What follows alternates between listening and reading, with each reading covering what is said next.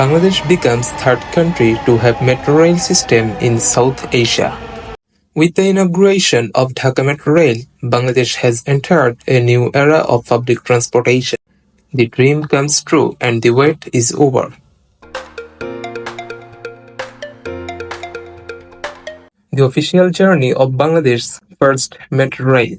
The name of the project is Dhaka Metro Mass Rapid Transit (MRT6).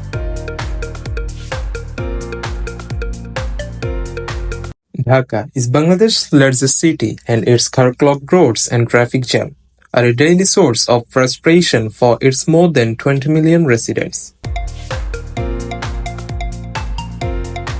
MRT Line 6 can carry 60,000 of passengers per hour. Passengers can buy one-way tickets or make MRT cards to travel by metro rail. Passengers can also travel on the metro rail with easy using Rapid Pass.